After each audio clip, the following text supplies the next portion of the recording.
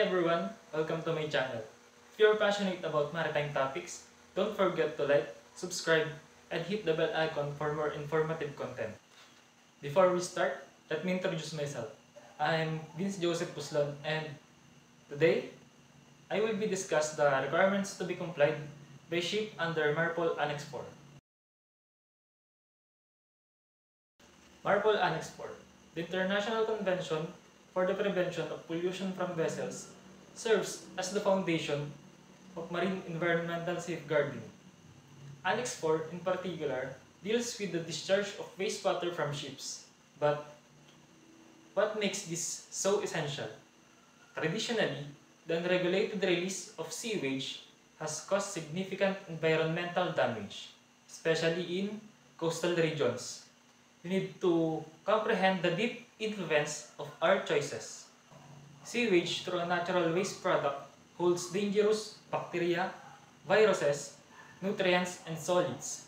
If not treated before being released, it can result in eutrophication, leading to algal blooms that reduce oxygen levels and adversely affect marine organisms.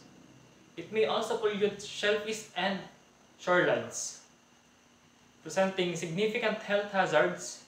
This is the reason the IMO created Annex 4, which outlines specific standards for managing sewage. So, let's analyze the fundamental requirements of MARPOL Annex 4. To begin with, there are limits on discharges. This is the fundamental rule determining when and where sewage may be discharged. Following that, we have tanks for holding sewage. When a vessel is in restricted discharge areas, it must retain sewage. These tanks need to adequate capacity to accommodate the sewage produced during the journey. They should be created to avoid unintended release and include adequate ventilation systems.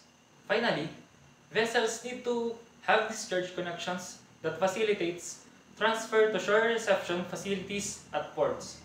This is vital for stopping pollution in ports and guaranteeing adequate treatment on land. Proper documentation of sewage transfers is equally important. As aspiring maritime specialists, adhering to these regulations is not merely a job responsibility, it's an ethical duty. We are guardians of the oceans.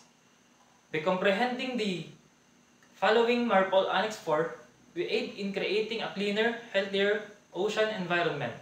Let's dedicate ourselves to responsible sewage management and contribute to the solution. If you found this video to be helpful, kindly give it a thumbs up and subscribe for additional maritime insights. Distribute this video among your classmates and colleagues.